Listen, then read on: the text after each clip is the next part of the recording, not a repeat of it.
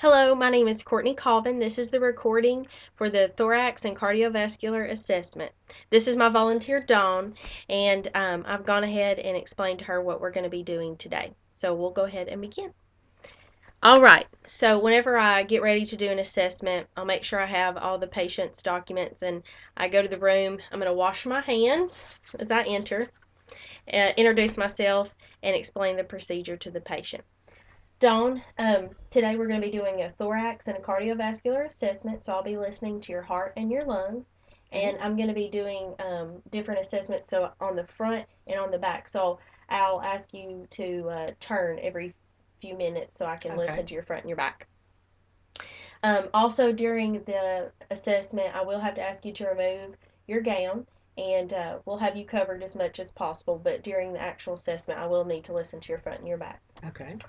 And Dawn is wearing a top underneath, but she and I have discussed that I will have to remove certain, pull it away so I can listen better at times. So I'm going to make sure while I'm doing the assessment to go in a logical sequence just so it makes Dawn more comfortable and my assessment all that more thorough and accurate. So whenever I'm doing my assessment, of course, I'm thinking of all this in my mind. I'm not necessarily saying it out loud to my patient besides describing what I'm going to be doing. I'm first going to observe Dawn for her position. She's got a relaxed posture and for breathing, and her skin color and condition. Um, I notice she's not got any pallor. Her skin is pink. She has good capillary refill, and her facial expression. She has no grimacing. Um, it appears fairly easy for her to breathe, and her level of consciousness, she's alert oriented and very cooperative. I know from the health history on Dawn, she is not a smoker and she does not have any pre existing um, respiratory conditions. So, Dawn, if I can ask you this time to go ahead and remove your gown. Okay. And at times this can be somewhat awkward for your patient, so just talk to them, let them know what you're doing to make them more comfortable. So I want to make sure first to assess and observe Dawn's skin. I don't see any lesions. Um, I don't see any moles or anything, just a few freckles, and that she is tan and pink. um, so also I'm noticing her respirations, her quality, that they're even. It doesn't cause her any distress while breathing. And so I'll go ahead and begin to inspect. So whenever I'm inspecting, I want to look for thoracic expansion. So this is anterior and posterior. I'm going to be assessing for this.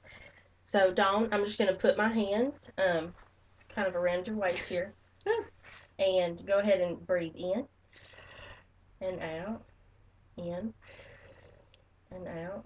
Okay, turn around. I'm going to do the same thing on your back. Okay.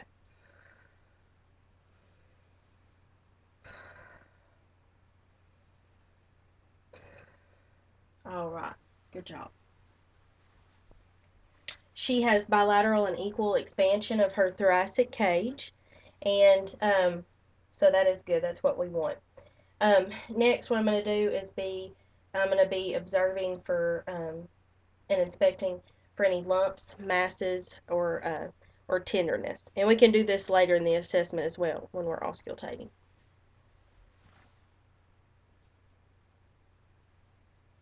And I just kind of go over the whole chest, feeling the same areas on both sides. All right, turn.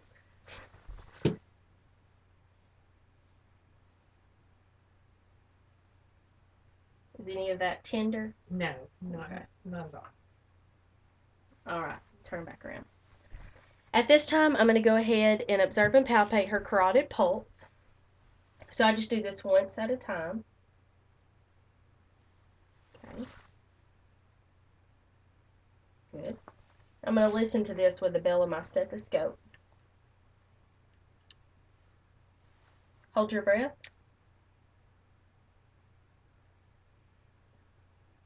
And again. Good. Dawn does not have a bruit, so that's good. We don't want to hear that. Or listen to the carotid artery. Next, we can go ahead and locate her apical pulse. And this is at the midclavicular line, the fifth intercostal space. So for her, it's just a little below her breast here. And when we listen to her apical pulse, we can just lift up her top and hear it there. All right. So next, what we're going to do is we're going to move on to palpating. And when we palpate, we've already felt for any lumps, masses, or tenderness. Um, I can go ahead and perform tactile fremitus. We're going to assess for that. And that's where I just place my hand, the palm of my hand on her chest and on her back, and she repeats the number 99. So 99, 99, 99, 99, 99, 99, 99, 99, 99, 99. Okay, turn around. And the same thing. 99, 99, 99, 99, 99, 99, 99, 99, 99, 99, 99. Last one. 99. Okay, good job. What we're doing is we're feeling for that vibration, and that is normal and present. So after we have palpated, oh, sorry, my screen went dark. After we've palpated, we're going to go ahead and percuss. So I'm going to use my non-dominant hand and then one of my fingers on my dominant hand. And we just percuss over the different lung fields.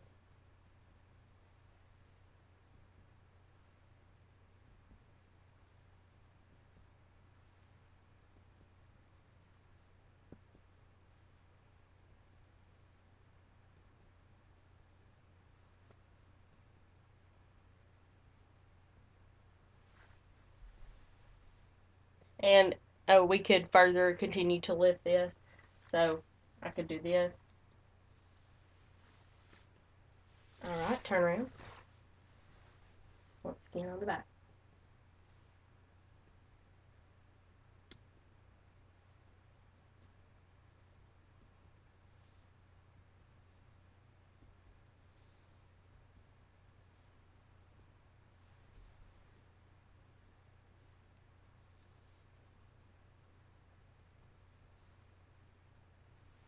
And that is a very hard skill, and it's kind of awkward when you're doing it, so it helps to explain to the patient why you're doing that. You're listening for sounds.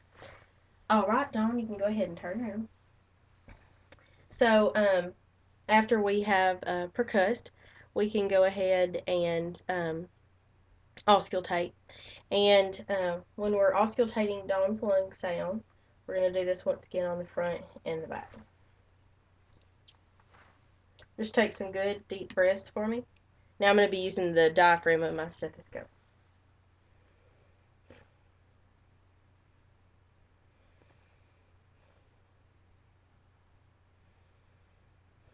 Good.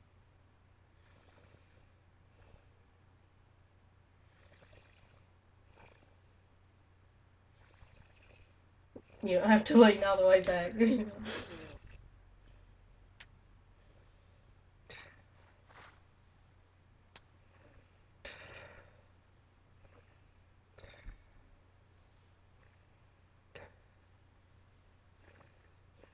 Go ahead and turn around.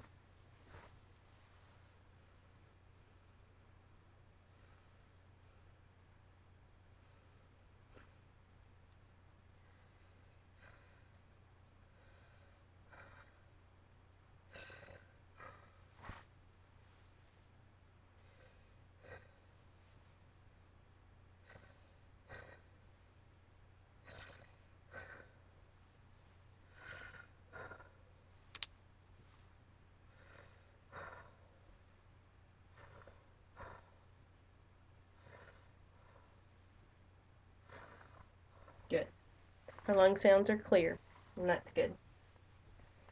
Now what we can do is we want to listen to Dawn's apical heart rate. So remember that's again just the fifth intercostal space at the midclavicular line. And we can listen to 1 full minute to have her uh, have the assessment of her apical heart rate. So go ahead and grab a watch. It's a nice watch. Thank you. I'm going to go ahead and put in my stethoscope.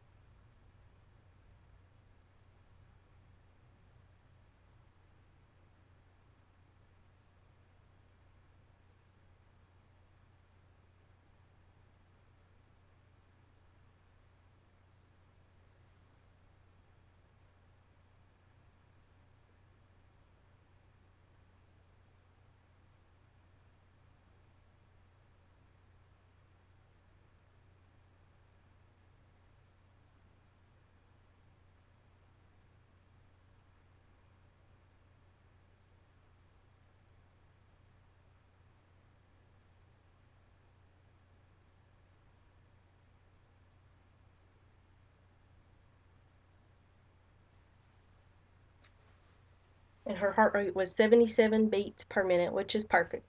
We want anywhere from 60 to 100. Awesome. Oh, screen went black. Sorry. Here we go. Okay. So after we've listened to her apical heart rate, we can go ahead and I like to listen to the different areas of the heart. There's different locations and regions that we listen to. This right side, second intercostal space, is the aortic area. And then on the left side, second intercostal space, is the pulmonic area. Third intercostal space, Erb's point. Left lower sternal border is the tricuspid area. And then at the fifth intercostal space is the mitral area. So we can listen to that with the diaphragm and the bell.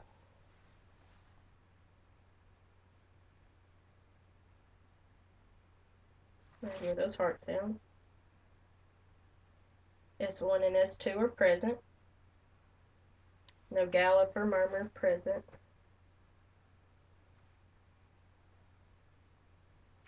I'm going to listen with my bell too.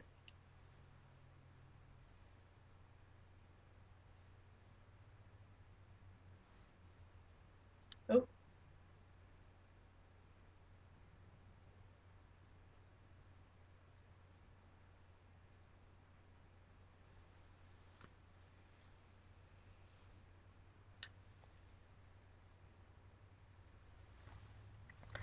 When I'm listening for the S1 and S2 and the lub dub of the heartbeat, I'm just looking for normal heart sounds, which Dawn has. She doesn't have any thing abnormal. Um, and when we're listening to the S1 and the S2, S1 can be heard most easily at the apex, and the S2 heart sound can be heard best at the base. And I would go ahead at this time and document all my findings. And this concludes the cardiovascular and thorax assessment. Thank you, Dawn, for You're volunteering. so welcome.